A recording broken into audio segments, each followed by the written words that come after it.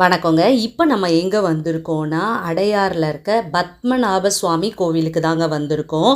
இது சென்னையில் இருக்க புகழ்பெற்ற ஒரு கோவிலுங்க.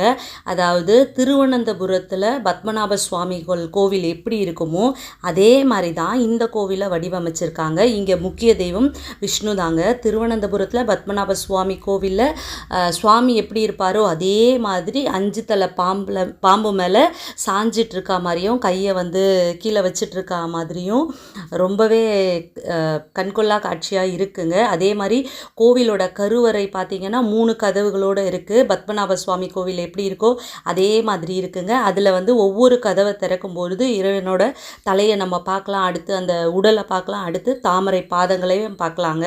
அந்த மாதிரி அதே மாதிரி தினசரி அதாவது பிரசங்கம் நடத்துறதுக்காகவே இந்த கோவில் வளாகத்தில் ஒரு யாகசாலையும் இருக்குங்க. பெரிய வளாகம் தான் இருக்குது இந்த கோவிலில். இந்த கோவிலில் பிரம்மோற்சவம் ரொம்ப சிறப்பாக பண்ணிகிட்ருக்காங்க. அந்த காட்சிகளை தான் இந்த வீடியோ ஃபுல்லாக நம்ம பார்க்க போகிறோம். வாங்க பார்க்கலாம்.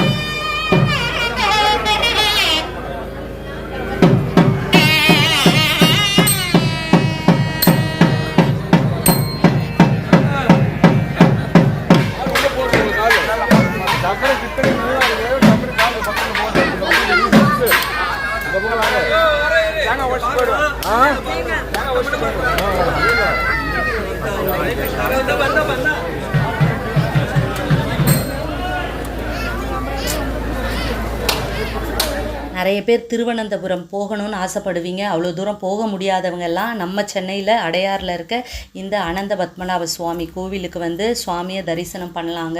அந்த 3 வாயில்கள் வழியாக சுவாமியை பார்க்கும் பொழுது அது ஒரு மெய் சிலிர்ப்பாக இருந்ததுங்க. அவ்வளோ அற்புதமாக இருந்ததுங்க, சொல்ல வார்த்தைகளே இல்லை. நான் ஏகாதசி அன்னைக்கு போயிருந்தேன். ஸோ இன்னுமே எனக்கு ரொம்ப சந்தோஷமாக இருந்தது. நிச்சயமாக நீங்களும் இந்த அடையாறில் இருக்க அனந்த பத்மநாப சுவாமிகளை கோவிலில் இருக்க பத்மநாப சுவாமியை தரிசனம் பண்ணுங்கள். கண்டிப்பாக மிஸ் பண்ணிடாதீங்க. மிஸ் பண்ணக்கூடாத ஒரு கோவில் தாங்க இந்த கோவில். இன்னொரு அழகான பதிவில் நான் உங்களை மீட் பண்ணுறேன். பாய்.